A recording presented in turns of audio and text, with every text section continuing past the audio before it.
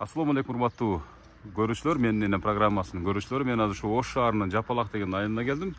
Ал эми мени болсо монтип бүгүн кутталуучу энебизден небереси тосуп алды. Бул жакта гүл турат, бул жакта жолугу турат. Алсаңыз. Бүгүн негизги программанын коногу аты ким, энебиздин аты ким? Карамат. Карамат деген энебиз. Канчага чыгып атат? 72-ге. 72-ге. Неберелери куттуктап атасыздар. Ооба, неберелери. Качан пайда болду бул идея? Куттуктап коелу, ушул менин программасын ушул күзөтүп турат экенсиздер ар дайыма. Сизди ютубтан көрүшүп, өзү таймен өзү жактырып көрөт экен да дайыма. Ошо өзү айткандан эме кылбадык эле. Кийин сюрприз болсун деп кайра сизди чакырдык. Канча небереси бар энебиздин? Канча небереси бар? 35. 35 небереси. Жакыныраак келсеңизчи. Келиңизчи. Сиз кимсиз болосуз? Мен кызы болом. Бүгүнкү Карамат энебизден Карамат кызы болосуз. Атыңыз ким? Нургүл. Нургүл. Канча баласы бар энебиздин? 8. 8 баласы бар. 4 кыз 4 уул. 30дан ашык небереси бар. Чебере бар. Бар. Кыбыра Жок. эми Кудай буйрса. Кудай кааласа. Урматтуу көрүүчүлөр, мына мен ушул алдыман ушул Карамат эжебиздин энебиздин небереси 85 жашка чыгып атат энебиз. 72геби? 72ге чыгып атат. Мына ошол энебиздин кызы жана жакшынака болгон небереси тосуп алды. Жүрүңүздөр гана басып барганча энебиздин көңүлүн алалы. Себеп деген урматтуу көрүүчүлөр, Булар да неберелери, балдары. мына балдары, неберелери азыр куттуктайбыз деп шаша-буша келип аткан учуру. Кана жүрүңүздөр, чогуу куттуктайбыз барып келипчи. Программага чогуу салабыз. Бияк неберелери, балдары, неберелери. Неберелери болсун. Эң чоң небересі. Эң чоң небереде болсун. Жүрүңүз кана. Энебиз баккан экен да сизди анда. Урматтуу көрүүчүлөр, Жапалак айыл аймагы Ош шаарына караштуу бүгүнкү Карамат энебиздин 72ге чыгып калыптыр. Ушул энебиздин жакшынакай болгон иш-чарасын. Алейкум ассалам, кандайсыз? Жакшысызбы? Ден соолуктарыңыз жакшыбы? Аман-эсен отурасызбы? Сиз кимсиз болосуз? Мен кичине баласы. Эң кичинекей баласы, эң акылдуусу, эң кичинекей, эң сулуусу менмин деп коюң. Жүрүңүз, бажайбыз. Чогуу куттуктайбыз, Урматтуу көрүүчүлөр, азыр саналуу секундтарда биз энебизди жок, колдон чайкайбыз. Азыр мен колум сууп калбасын, энебизди куттуктай калалы. Кана жүрө бериңиздер, кана. Бардыңыздар, чогуу кириңиздер, чогуу куттуктайбыз,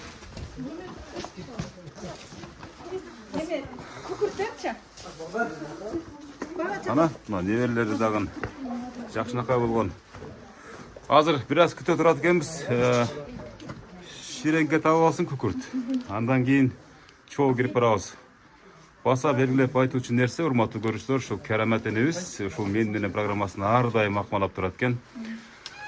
Күндөрдүн бир күндөрүндө ушундай бир тилек кылган окшойт. Менин да балдар кыздарым ушинтип мени программага кошуп куттуктаса деген, Ана ошол секундтар, ошол мүнөттөр азыр ишке ашканы турат. Даярбызбы? Кана жүрө бериңиздер. Чамасы торт күйгүзөт окшойт бүгүн.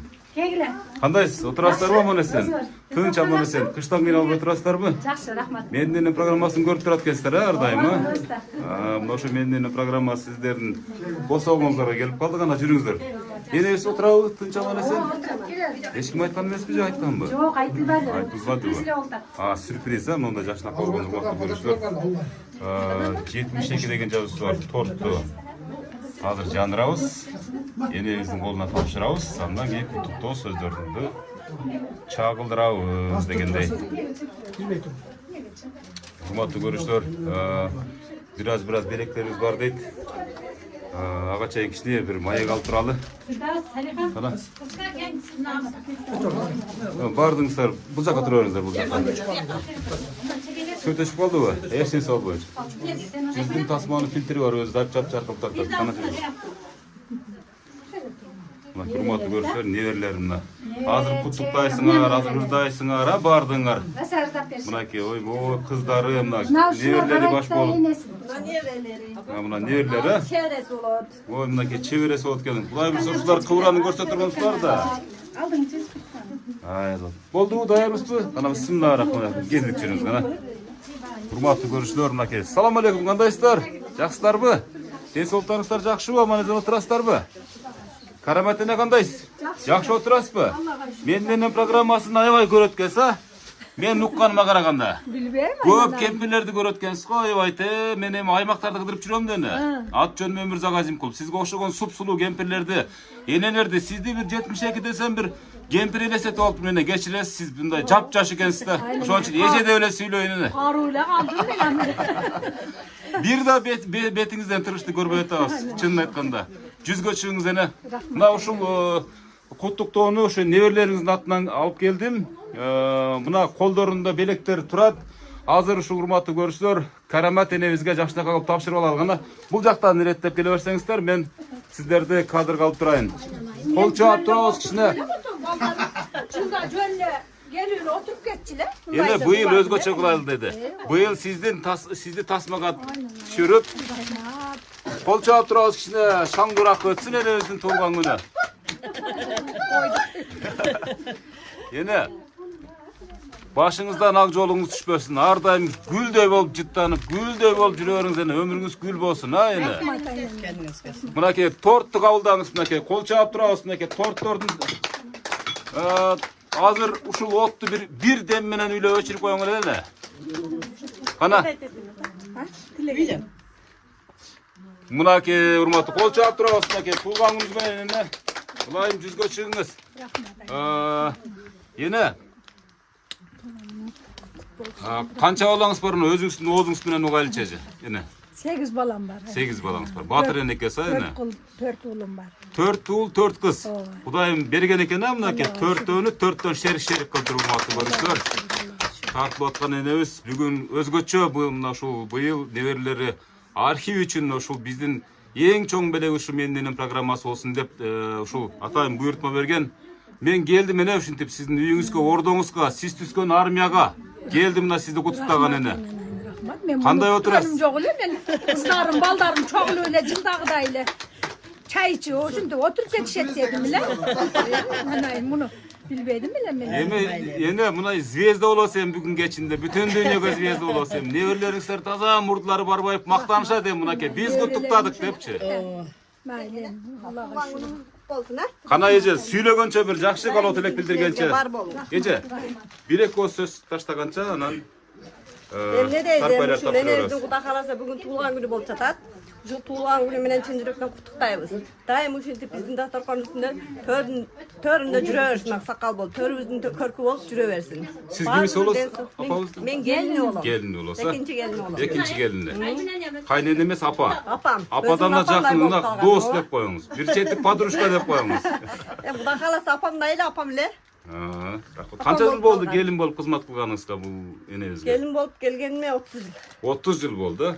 Энебизден эмнени үйрөндүңүз? Эмнени билбей келдиңиз эле? Энемин Кудай кааласа ушул жерге келгенден баштап ушу энем эмнени билген болсо мага бар жогун үйрөткөн Кудай кааласа. Энем эмнени кылган болсо мен да ошонун баарын кылагам. Батасын алып атасыз, Кудай буюрса, сиз дагы мындай болсо жакшы каарылыктын доорун сүрөсүз, энебиздин батасы менен көгөрөсүз деген ниетти билдирели. Кана кийинки куттуктоочу эжелерге сөз берели. Мынакей Курандын аяттары жазылган бир картина, жакшынакай Ясин сүрөсү экен. Жакыныраак келиңиз эже. Жакыныраак. Экөөңүздөр чогуңуз да? Болобуз. Жеңемдин. Мен жеңемди ушул 7 жаштан тааныйм. 7 жашыңыздан тааныйсыз. Келген биздин үйгө. Мына ошодон бери баягы энени көргөн жеңе дегендей биздин апабыз өтүп кетти, бирок апа ордуна апа, жеңе ордуна жеңе болуп, жеңебизден биз тарбиялап көргөнбүз. Бүгүнкү туулган күнү менен куттуктайбыз. Биз дагы мындай нерсени билбей эле капсынан келдик элек. Эми жеңем ажылыкка барып келген адам. Анан мен бир тууганыма тамашалап, жеңеме адеп ормол сала берип, арча майрам болуп кетти. Андан көрөп ушул дуалар жазылганды белек кылып жеңемди куттуктап келейин деп силердин майрамыңарга өзгөчө белек.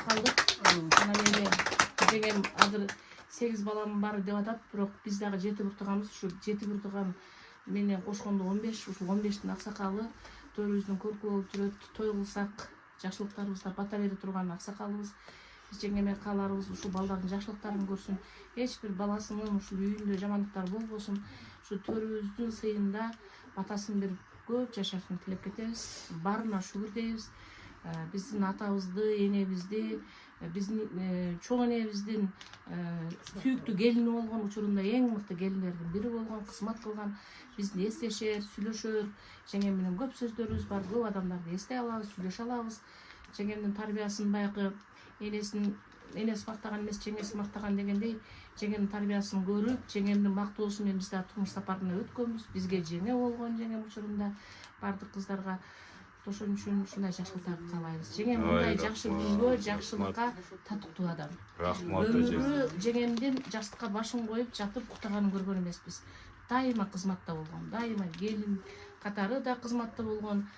Раматылык акабыздын дагы зоолосун бийик кылып, дайыма чай даяр, кимди жетелеп келсе да дасторконун жайган, жайлы дасторкон аял болгон. Ошон үчүн жеңеме менен биз сыймыктанабыз, ушундай жеңемиз барыбызга. Жана ушудан тарбия алып, биздер жаман адам болбодук деген үмүттөбүз. Ой, рахмат. Мугалим окшойса, мугалим окшойт эжебизсе, же бир мамлекеттик кызматта иштейт. Көп сүйлөгөн адам экен да, мындай сөздүн төркүндөрүн уктук. Рахмат, кол чаап турабыз, мынакей жакшынакай берекелер тапшырылып атат. Жатаканасына коюп алсын, ушул дуалар. Курандагы эң төрө сүрөлөрдүн бири Ясин сүрөсүн тартуулап атат. Мынакей буга чейинки белектердин да мыктыларын берген чыгаар энелерибиз алтын тапшырышты, зергер тапшырышты турабы? Бирок бул жолкусунда өзгөчө белек камдап бериштир. Кол чаап турабыз, ар бир тапшырылган саркага кол чаап турабыз. Кандай сиз кимис болосуз? Мен дагы ушу апамдын чоң кызымын. Эң чоң кызы сиз болосуз. Эң сулуусу мен болом. Кыздардын чоңумун. Аксакалымын кыздардын. Ушу апам дайым өмүрүн берсин, ден соолугун берсин, бүгүнкү ушу туулган күнүн көп белгилесин. Ушу апамдын жакшы тарбиясы менен биз дагы иш жерден мындай наилат нерсе албадык. Баардыгыбыз рахмат алып эле жүрөбүз. Ушу апама дайым тазим кылабыз. Рахмат. Кантип дагы эркелеп турасызбы, мисалы эң чоң кыз экенсиз. Кантип эркелейсиз кана? Апам деп. Дайым бар болсун. Чын айтайлы, мынакей урматтуу көрүүчүлөр. Эң чоң кызы сиз болосуз. Энебиз менен мындай тышкы возрастыңыз бирдей эле экен. Энебиз ушунчалык жаш көрүнөт деп чынын айтканда. Эми чалдар эми чалат эми сизге телефон берем эми сизге. Тамаша эне, тамаша. Бактылуу болуңуздар. Кол чаап коебуз мынакей жакшынакай сөздөргө. Кана неберлер боло берет. Сиздер кана неберлер укмуш, сулуу неберлер бар экен да энебиздин. Кана сүйлөгөнчө. Рахмат. Ай азаматта туулган күнүңүз менен дейт мынакей. Бул жашоодогу эң ширин учурлар мына ушулар. Мына чеберesi экен мынакей, чебереси. Ай азамат мынакей. Мынакей келечекте улакчы боло турган неберелеси. Ананайын өзүмүн. Ой азамат тапкан ташканын көтөрүп келген небересинин белегин карап коюңуздар кана. Эмне бар белегинин ичинде? Мынакей жоолугун карап коюңуз мынакей. Ошолбойдон сала бер энебиздин башына. Ай азамат. Мынакей. Муногул коробкада болсо iPhone Pro Max 15. Ай азаматтар мынакей неберелери бирин катар бири мына жакшынакай куттуктап атышат. Мына чоң неберелердин бири экен да бул. Бир небереси болсо да ал дагы тапкан ташканын көтөрүп келатат мынакей. Ай азамат мынакей гүлдөрдү тапшырып жакшынакай болуп сүйлөгөнчө кара сиз чоңураак экенсиз. Бир эки сөз кошуп коюңуз эми бере барап. Жакыныраак келиңиз. Кайнак туганыбыз менен өмүрүңүз узун болсун. Биздин пешенебизге барып алыңыз. Ар дайым күлүп жайнап жүрө бериңиз. Рахмат айнанай. Ай азамат бар болсун. Аяк алганын көрөйүн. Ооба да. Кыбыраларды көрөсүз эне Кудай кааласа. Урматтуу көрүүчүлөр, бул эжебиз болсо ушул мен менен такай байланышып, ушу неберелердин атынан энебизди куттуктайын деп атабыз деп шаша-буша улам тынбай телефон чалып аткан ошо эжебиз болот. Анан бир эки ооз жүрөктөн чыккан сөздөрдү кошуңуз. Өмүрүңүз узун болсун. Дайыма ушундай балдарыңыздын, неберелериңиздин пешенесине дайыма бар болуңуз. Ай азамат. Биз төрт небереси куттуктадык. Айтурган, Динара, Мирайда төртөөбүздүн атыбызда. Айтурган, Динара эжебиз, анан Мирайда деген ушундай неберелердин атына. Кол чаап коюп ушундай инициатива көтөрүп, демилге көтөрүп, жакшынакай болгон энебизди куттуктап аткандарына Аллахым ыраазы болсун. Мынаке дагы бир кыз окшойт да, энебизге окшош кетет экен мынаке. Ого, окшош экенсиз. Коюп койгондой окшош экенсиз чындап элечи. Апам, алтыным апам. Дайыма бар болуң, пешенеңизге. Не деймін? Кана эжекебизге бир жакшынап койгон алтын сөздөрүн таштаңчы. Апам дайыма пешенеңизге бар болсын, өмүрү uzun болсын, денсаулыкта болсын. Атам көрбөй кетти. Апам көрсүн Кудай кааласа. Бир туугандарым бар аман болсын. Алыста жүргөн бир туугандарым тынч болсын. Кыздар, балдар, неберелер бардыгыбыз тынч болойлу, ынтымакта болойлу. Биз ушу денсаулык каалайбыз, биринчиден өмүрү uzun болсын. Дайыма ушинтип биздин пешенебизге жаркылдап жайнап, күлүп жайнап отура берсин. Сиз канчанчы кыз болосуз? Мен экинчи кыз. Экинчи кыз болосуз. Сиздерде ушундай бир адат калганбы же дагы эле ушул адат сиздер менен кошо ээрчип жүрөбү? Келгенде бир нерсени ташып кетмей. Келиндерге жаман көрүнөт. Ооба. Сурап коелу да. Дагы эле ташыйсыздарбы? Ооба, ташыйбыз. Апам бар, алабыз да. Пенсияны бул кызыма деп бечеренелер сактап коет. Пенсиясын го бербейт. Бербейт Пенсиясын албайбыз. Пенсиясы Кудайга шүгүр эле, одан башка дагы немелер бар да. Буюм тайымдар. Спонсорский жактан акчалар бар да. Өмүр бою спонсор адам. Туура айттыңыз. Мына үй бүлөгө эң чоң спонсор болушулар. Кассадагы апам, кассир, банк, ушу келиндер деле бир туугандай Кудай кааласа 2 жеңем, 2 келин бар. Бир туугандай. Ичамындай сен, мен, сиз биз менен эле жүрөбүз. Кудайга шүгүр миң марта. Мына эжем айтты, чоң эжем. Дайыма ынтымакта эле бардыгыбыз 2 атанын балдары болсок дагы бир атанын балдарындай эле чогуу жүрөбүз.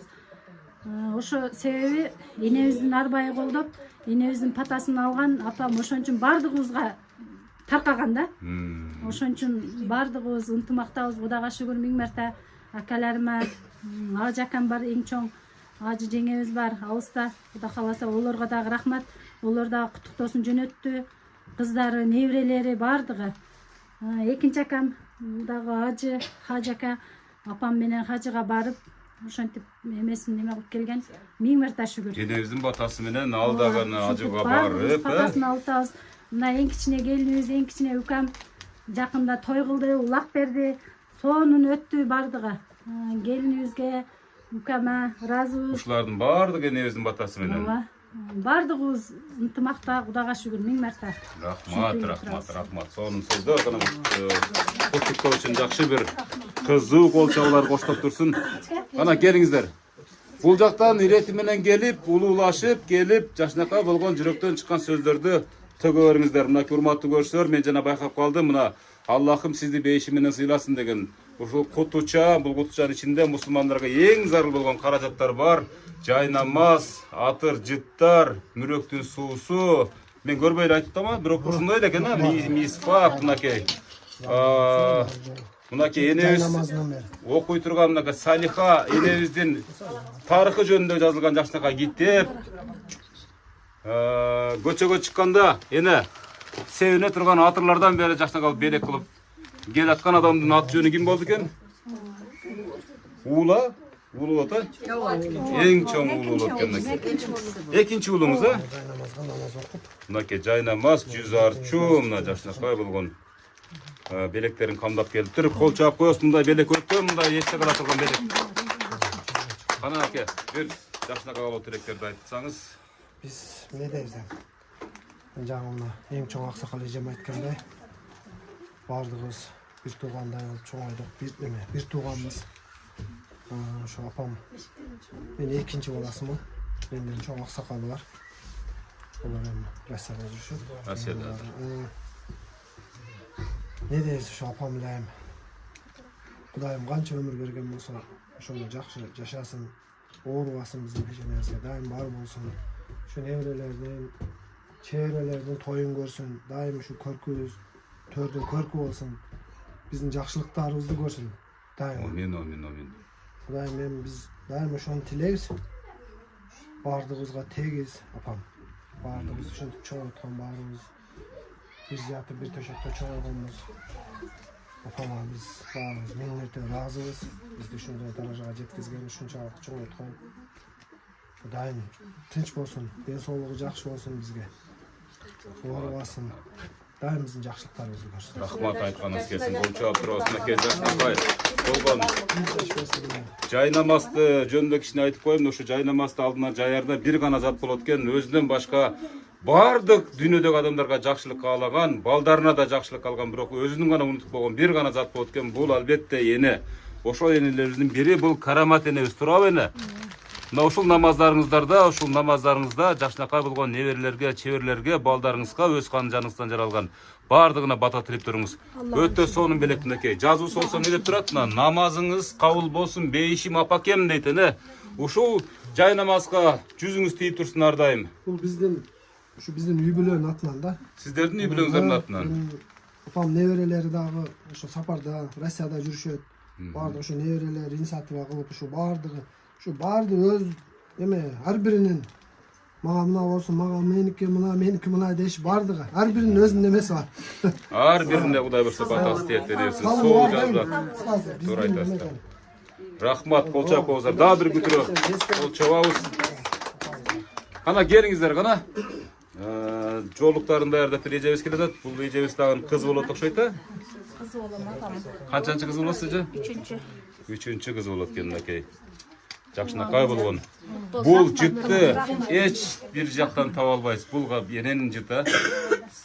Канча күн жыттабай калсаңыз сагынып каласыз апабызды? Эми не деп айтам эми? Бир туугандарым менен ушинтип акты соркондо отурганыбызга миң мерте шүгүрлөр болсун. Апа, туулган күнүңүз кут болсун. Ой, рахмат. Энебиздин, эжебиздин жүрөгүнөн чыккан бир кубанычтуу көз жаш десек дейли, себеп дегенде энебизге канча жолу сөз айтсак дагы бул сөз жетпейт да, ошон үчүн жүрөк менен билдирген сөз бул жетет деп ойлойм. Көз жаш менен, кубанычтын көз жашы, туурабы эже? Өмүр узун болсун, биздин пешенебизге бар болсун. Ай, өпүп таппакан кыз ушул окшойт а, по-моему, менимче. Эркелетип. Апам калган өмүрүн апама берсин. Рахмат айтканыңыз келсин. Аял зат ушунчалык көп атыр алабыз, көп атыр себебиз турабы? Бирок мына ушул энебиздин жытындай атыр кезиктирдиңиздерби? Кезиктирбейсиздер дагы. Себеп дегенде мындай жыт бир гана энелерде болот. Кана эже, сиз кимсиңиз? Туулган күнүңүз менен мен 3-чү келиnim болом. 3-чү келин болот экен мынакей. Ошону эне ону жолук калса кала берсин, ону пулду чөндөккө салын. Рахмат. Кана береки болсо сөз таштап коюңуз кана эже. Апама рахмат ушул. Апа, туулган күнүңүз менен бүгүнкү көп жашаң. Уда калса апама ыраазыбыз. Не дейм апам, туулган күнү өмүрүңүз узун болсун, ден соолугуңуз шын болсун. Ушинтип төрүбүздүн көркү болуп, дуаңызды берип апа жүрө бериңиз дайыма. Ай, рахмат. Мынакей, бул эжебиз дагы жаш менен кошо Жакшынакай куттуктоолорун билдирип жаткан чагы дагы бирөө келатат. Көз жашын тыя албай, бул ким болду экен? Эң кичинекей кызы сиз болосузбу? Эркек кыз экен да. Ойбу, энебиз каткан тапканын баарын ушул жака берет экен да. Ушул жака. Ушул жактан арттан аласыздар, болбосо жок. Болбосо жок. Кана эже. Апам өмүрүн узак кылсын Кудайым. Ушунчалык бир туугандар менен ушундай акты турган үстүндө апамдын алдында отурганыбызга миң мерте шүгүр. Не дейин, атам көрбөй кетти, атам көп бизде эми бой жетип, биздин балдар эми бой жеткенде атам кетти. Биздин көп жакшылыктарыбызды, балдарыбыздын тойлорун көрсүн апам.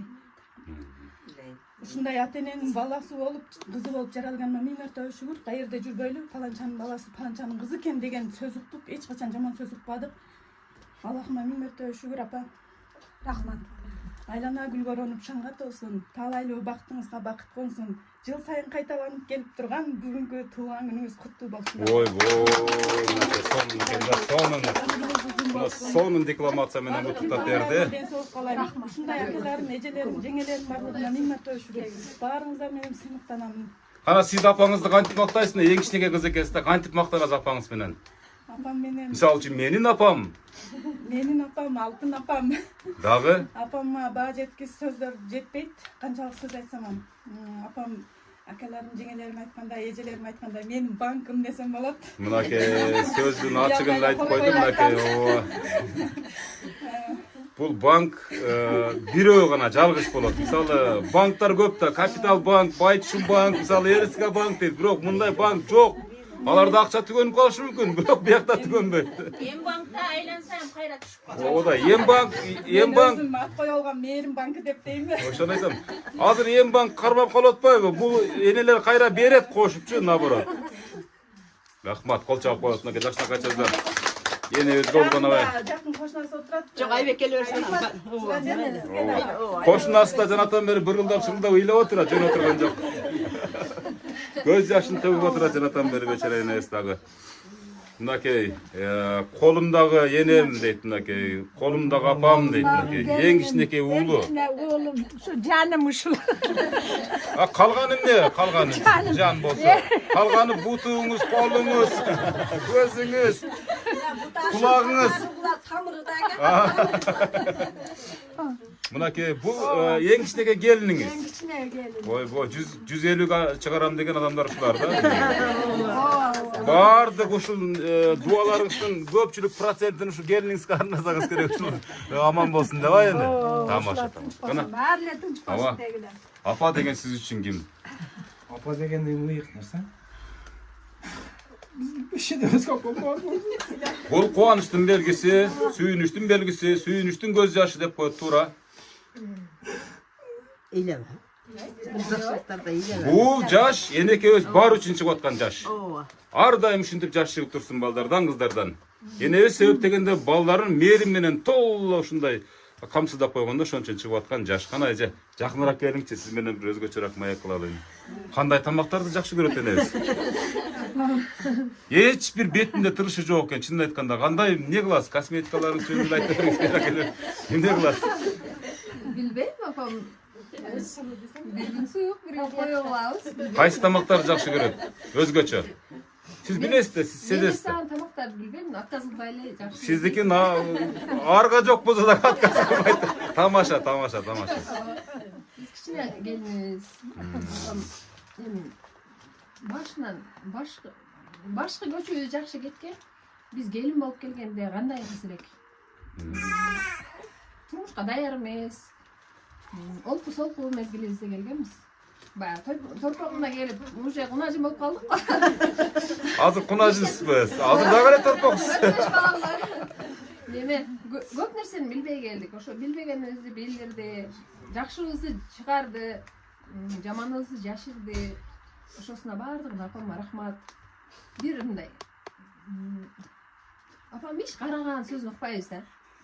Мындай кылып балдарымы да эч качан мен урушпасам, апам эч качан урушпайт. Ошол жактары өтө жакшы. Сабырдуу. Канчалык кыйналса да сабырдуу. Атам да өтө жакшы адам эле. Өмүрү неме кылып аз экен. Апама берсин калган өмүрүн.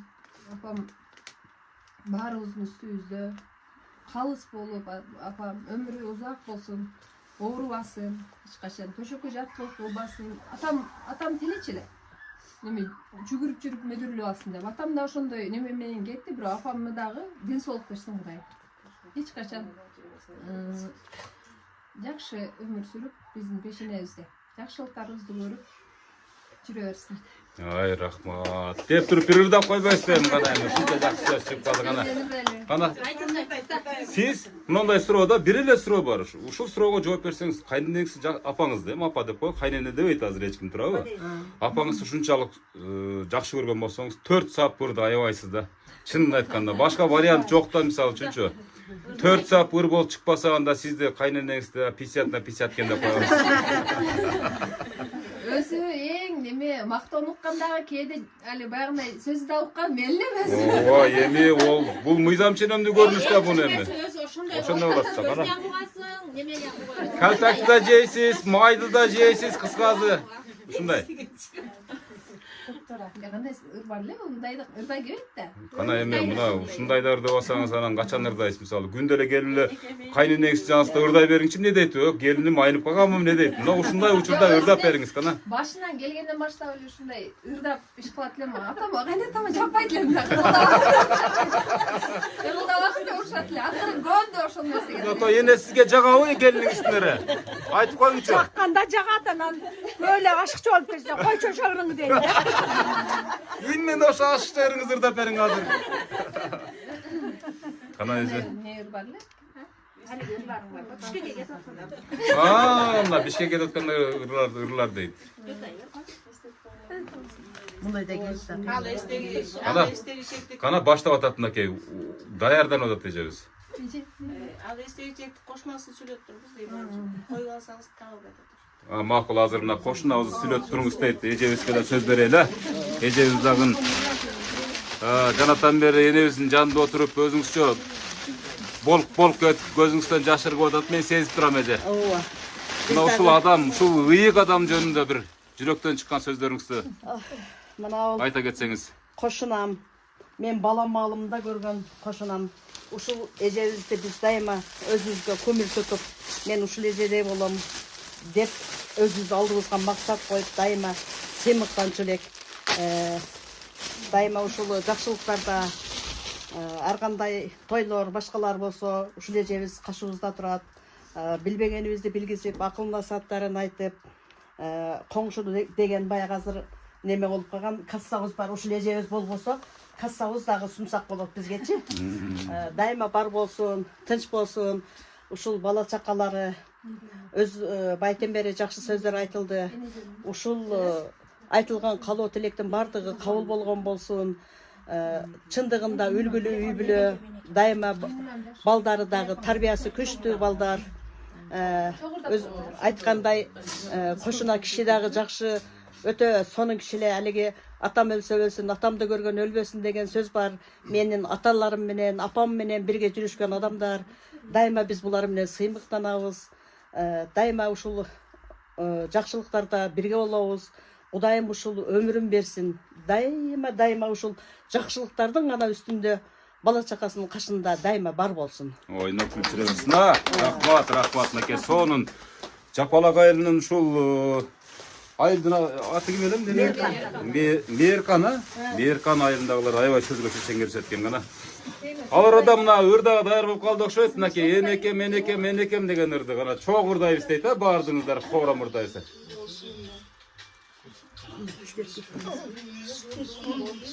Кана кичинекей кызы келиңиз, жанына келип ырдай бериңиз, келиңиз бул жакка туруп.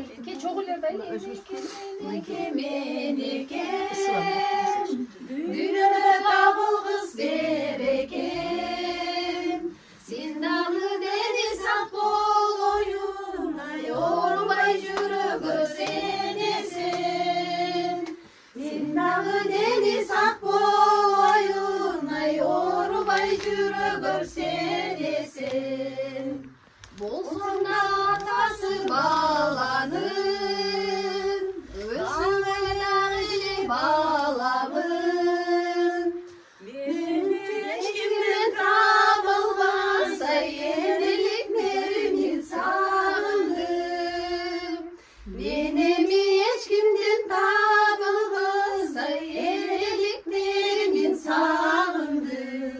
Ой, рахмат, мынакей келиндин күчтүүлүгүн караңчы. Ырына дагы жардам берип бердиңиздер, ушунчалык келин күчтүү келин экен, бирок чын айтканда, себеп дегенде энебиздин батасын алган, энебиздин назарын жакшынакай болуп өзүнө сиңирип алган келиндердин бири экен гана. Кепканы кийип бирөө келатат, неберелер окшойт. Кана бир эки ооз сөз. Мен ушул эң чоң неберesi болом. Ушул менен кубагыбызды куттуктайбыз. Ар дайым бар болсун. Биз каяка чыксак дагы ушу баарыбыздын артыбыздан паталып турган чоң энебиз. Чоң дагы биз туганыбыз менен Энебиз баккан неберелеси, мынакей энебиз өз каймактарын, майларын, сары майларын менен ичип ооруп калса да ушу сары май, койдун майы менен жакшылап аяктырган небересинин сөзүн ортоктош болдук. Бул болсо небере келин экен. Эне туулган күнүңүз менен өмүрүңүз узун болсун. Ашуулардын ар жагында ашуулар, сиз аша эле канчалаган ашуу бар. Кандай сонун жаратмандыгыңыз алдыңызда далай жолдор ачылар. Сиз жөнүндө айта берсек бүтөбү, жаза берсек кагаз деген бүтөбү. Мен небере келин болом. Ой, азамат, сиз сонун сөздөр. 8 жылдын жүзү болуп атат. Энем аябай жакшы инсан, өтө жакшы. Бизге эч качан, бизге ар дайым жакшы сөздөрүн гана айтып ар дайым бизге үлгү болуп келет. Биз энебизди аябай жакшы көрөбүз. Канча күндө бир келип турасыз? Тез эле келип турабыз. Тез эле келип турасыз. Сагынып турасыз кадимкидей энебиздин батасын алып, колун кармап. Негизи мен ушул күнгө чейин, ушул жака келин болуп келгенге чейин мен чоң ата деген сөздү бир дагы айткан эмесмин. Биз чоң атабыз өтүп кеткен. Ушул үйгө келип, чоң ата деген сөздү биринчи жолу айтканмын. Чоң атабыз аябай жакшы инсан болгон. Ошо энем өмүрү узун болсун. Урматтуу көрүүчүлөр, карабайсыздарбы, мынакей ушул карамат энебиздин абышкасы жөнүндө дагы кептер айтылып кетип атат. Мисалы Арбак сезет сөзсүз түрдө ушу жакшы адам болгондугунун мынакей дагы бир белгиси. Атабыз жөнүндө сөз чыкканда бардыгынан ушундай мөлт-мөлт жашагып турат. Бейишин берсин, башка колубуздан эч кандай жардам келе албайт. Тез Куран окуп туралы, Амин. Кана келиңиздер. Дагы барбы сүйлөй тургандар? Кана эжебиз. Норка Тумакчан эжебиз келе атат, мынакей жакшынакай болгон сөздөрүн роолойн деп. Мен жеңем 1 жашар болгон келин болуп келген. Келе бериңиз, жакыныраак келе бериңиз. Энебиз өз кулактары менен уксунчу жакшынакай сөздөрдү. Мен 1 жашар болгондо келин болуп келген экен. Ошо 1 жашар баланы ким кыргыздарга окшоп тергейт. Мен эч качан атым айткан эмес.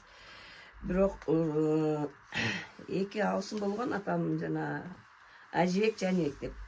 Жанибек агамды эч качан Жанибек деп айткан эмеспиз, биз Жанакам деп айтканбыз да. Ушундай жакшы адам болгон Жанакам. Мен төрөлгөндөн кийинки эле 2 келин бир үйдө чоңойгон.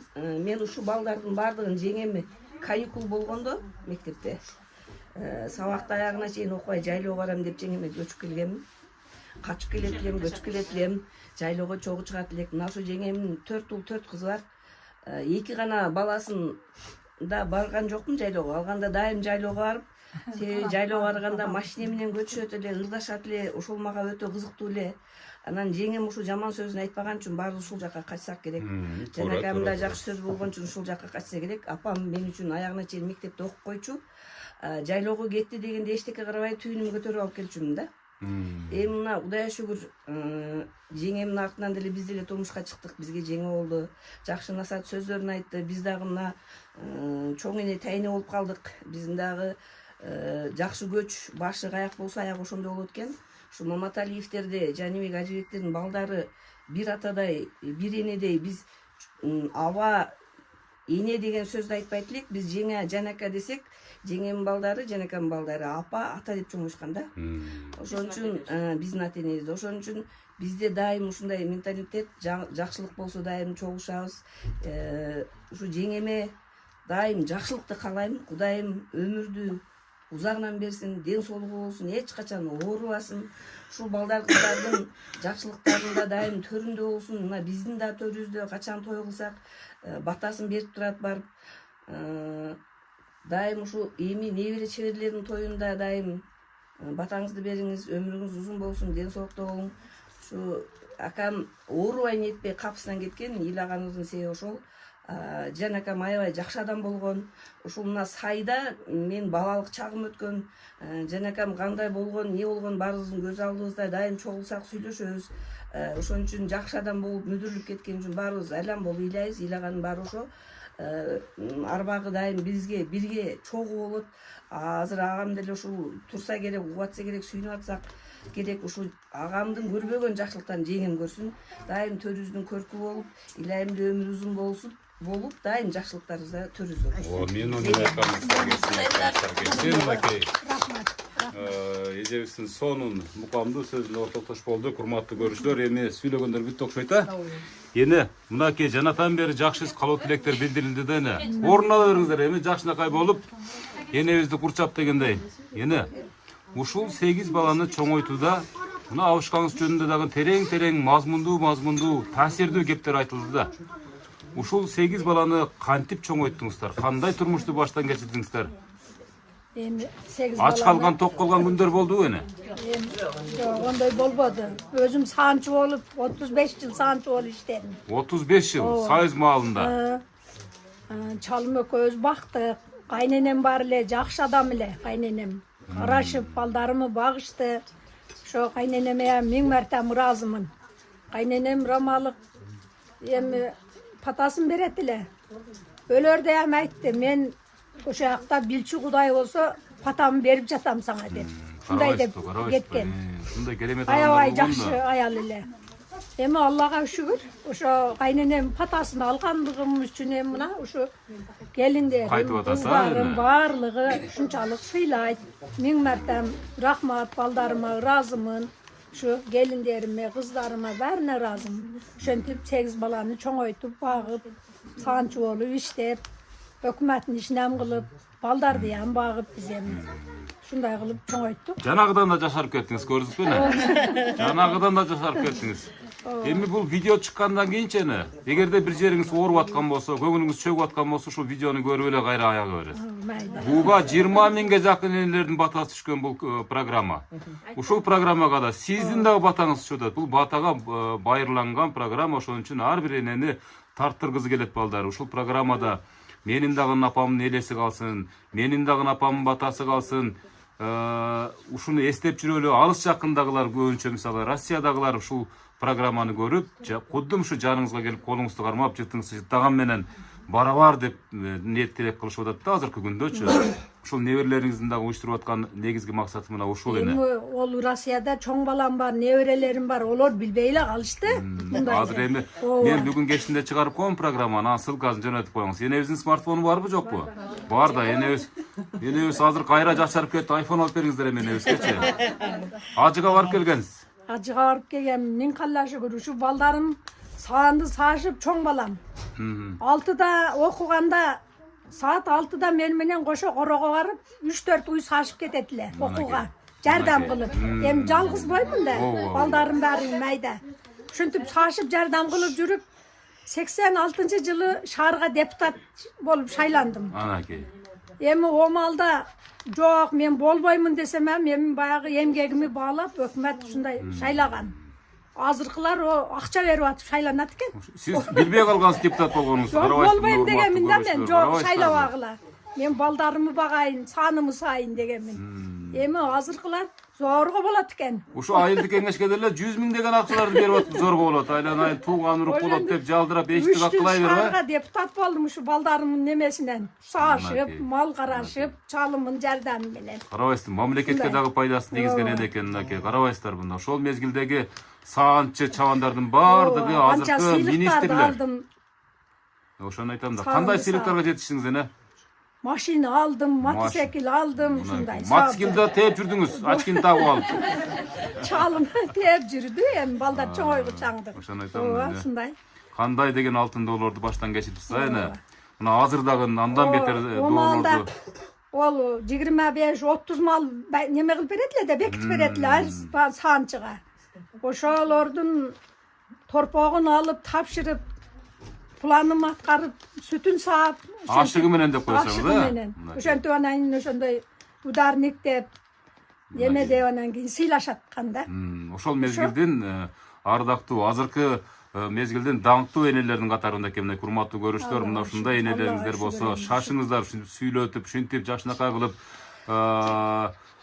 ушул тууган уруктун айланасында, неберелердин айланасында ушинтип божурашып, ушул программа тартылганды ар бир эне. Мына ушул мага чейин ушундай маалыматтарды угуп калдым, ушундай программаларга же ушул видеолорго чыксам деген дагы энебиздин үмүтү бар экен эле.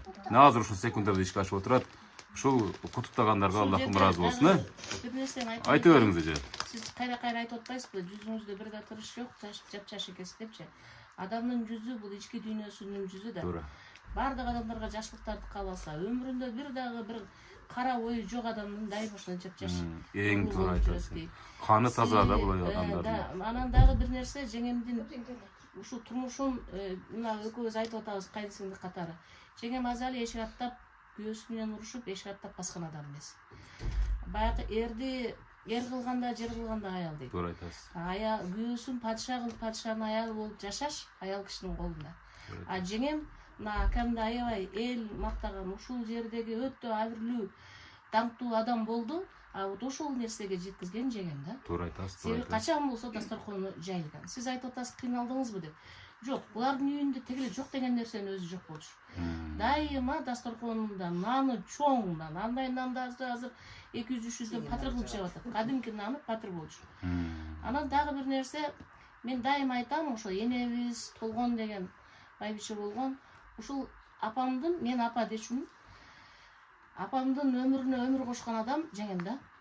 Апам орукчан болчу. Апам ооруп калса, жеңемдин эч бир газы өчпөйт эле. Али туруп шорбо кылып аткан, али туруп ширин курчуп кылып аткан, али туруп ушундан кичине ичесизби деп ушинтип мынтип кашык менен үйлөп астына келип турганын көрүп алдыбыз да.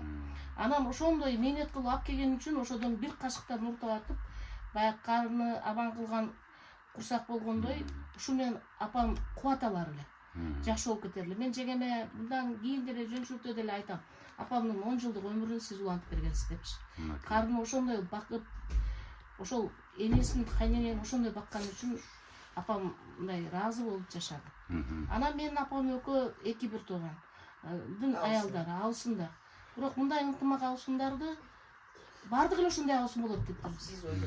Ушундай ынтымак болот депчи. Булар эжесиңдерден да жакын болчу. Биринин нерсесин бири жагар эле. Жегем эгерде бизкине келсе, менин кайнагасынын астында отуруп чай ичкен адам эмес да. Эшиктен кирсе эле биздин шыпырын кармап эле үйүбүздүн шашылган жерин жыйып келер эле. Азыркылар кайнатасы менен бийлеп TikTokко чыгып атат. Ооба да.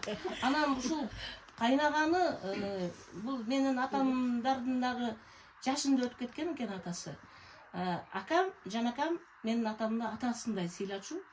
Вот ошондуктан мына балдар 8 баласы тең ата, апа деп чоңошту. Анан булар бөлүнөбүз дешкен эмес да, ыйлап бөлүнүшкөн. Ошо балдар чоңоюп калганда, бөлүнүш керек болгондо биз ушул өзүнүн айылга татарга бөлүнүп кеткенбиз. Ошондо эки абысын ыйлап, мен кантип тирикелик кылам деп апам ыйлап, ошондой болуп бөлүнгөн ынтымак адам. Азыркылар наоборот десеңиз. Атамдын ошол Ажыбек менин атабыз, ошол атама бир өдө карап, жанакам да сүйлөгөн эмес, а жеңем өмүрүндө астында отуруп чай ичкен эмес. Көрдүңүзбү мына ушундай бир урматта болушкан, анан кантип анан ынтымак болбойбуз. Ушундай болуп атсачы. Ошол атам өткөндө жанакамдын чыңырып ыйлаганы азыркы чейин кулагыбызда. Биз ошо жети бир тууган жыл өтүп, жыл айланып, атам өттү деп сорондук, а жанакам жылынан кийин да ыйлап жүрдү. Көрдүңүзбү? Ошо бир тууганначы. Ошодан кийин эле тез кетип калды деп нетебиз да. Ушул кишини күтпөдүк элек кетишин. Ошон үчүн аябай бардыгыбыздын көз жашыбыз ушудан чыгып атат. Бардыгыбыз аксакал болуп жүрө турган адам эле. Мындай ынтымакты мына эл журтуна кошуналары да айтат. Ажыбек менен Жаныбектей бир тууган жок дешер эле. Кезиктирлекпиз деп ба? Эми ошонун бардыгынын түйүнө жеңемде келип атпайбы? Ошодо ошол ынтымакты кармаган ушул эжелерибиз да, энелерибиз. Мындай церемонияны билбестен келгенибиздин себеби да ошол. Бул кишиге биз зыярат кылып, патасын алып кете турган жерибиз. Биздин азыр ордобуз жеңем болуп турат. Ошон үчүн жеңеме өмүр тилейбиз. Сонун сөздөр а. Мынакей бир чоң жанагы мурда бир программалар болчу эле, бир КТРде, ЛТРде бир баягы улут туңгусу деген бир улутман деген бир жакшынакай программалар болчу. Баягы каада салтты, тарыхты түз чабалырган, ошого окшоп мындай мемире уктук а бул тарыхты. Бул тарыхтын да бир чети болсо керек. Мисалы эжебиз менен сүйлөшүп отурсак, энебиздин жана атабыздын анын агаларынын мондай жакшынакай турмушун күндөп деле айтып бергенге даяр эжебиз экен. Рахмат, бар болуңуз эже. Бар болуңуз. Ушундай баталар менен, ошондой доорду көргөн адамдар эч качан карыбайт. Эне, мынакей көрдүңүз да, ушунчалык бүгүн эми айтпаганда качан айтат. Өзү негизи күндө эле айтат мындай сөздөрдү. Бирок биз тасмага алып, ушул кийинки муунга сабак болсун деп тартып атканыбыздын дагы себеби мына ушул эне. Кийинки муун ушул сиздердин ар бир сөздөрүңүздөргө жана жакындарынын, балдарынын, неберелеринин кылган мамилесине карап түздөлсүн, оңолсун, заманбап жашоо деп эле бир жолу эле жана мен жогоруда айткандай кайнатасы менен кайненеси менен TikTokто чыгып бийлегендердин саны көбөйдү азыр. Эч кандай мурдагыдай азыркы эжебиз айткандай тартип жок азыр. Бирок ошого карабай сиздер бата бере берсеңиздер, кийинки муун сиздердин батаңыздар менен ошентип калыпка келеби деген бир чоң бир тилек максатты жасап атам. Өзүм жалгыз мына Кыргызстан боюнча ушинтип тартып жүрөмүн аймактарга чыгыпчы. Мына ошол энелердин катарын Карамат энебиз дагы толуктоп турат, урматтуу көрүүчүлөр. Урматтуу көрүүчүлөр, мынакей Баткен жергесинен дагы бир небереси келип атканына байланыштуу ушул программага кошуп коюуну туура көрдүк. Жерди коргоп жүрөт да. Эли жерди коргоп жүргөн чегарачы небереси экен мынакей. Колуна тортун көтөрүп, жакшынакай болуп келип аткан чагы. Келиңиз. Энебиз айтып калдык, окуюшу чегерачы небереми кошо кал депчи интервьюгачы. Ай, азамат. Ушул жактан келтирди атайын энебизди куттуктаганы. Монда болгон жакшынакай тортун көтөрүп келтирдин акей. Рахмат. Ана энебиз болгон бир эки калуу тилеңиз бир. Жүрөктөн чыккан. Чегара тынчпы, чегара? Чегара тынч. Чегара тынч болсо болду. Калганы энелерибиздин батасы менен тынч болот. Кудай кааласа тынч болот. Эмне каларыбыз чын ден соолук, узун өмүр үчүн балдардын жакшылыктарын көрүп эле жүрө берсин, эки дүйнө бактылуу болсун. Ошо. Албетте өмүрү узун болсун, а? Өмүр узун. Ана бир чыттап коюңузчу, ана энебизди бир жакшынакай кылтырып көп жактап. Тынч болсун.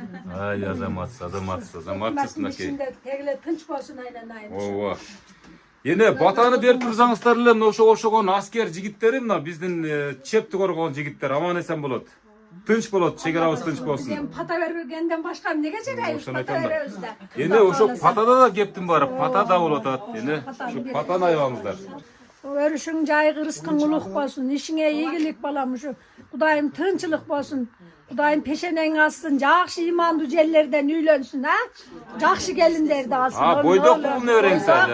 Үйлөн элек али. Ондо мына ушул дубаңыз менен үйлөнөт, Кудай кааласа эми. Урматтуу көрүүчүлөр, алыскы Россия жергесинде жүргөн энебиздин эң чоң уулу менен сүйлөштүрүп коелу. Үйүнүн бир аз чоң айтып коюңуздар. Атайын Россиядан ушундай Булар билбей эле калды. Ооба, өзү негизи программанын көп кардарлары ошо Россияда жүргөндөр.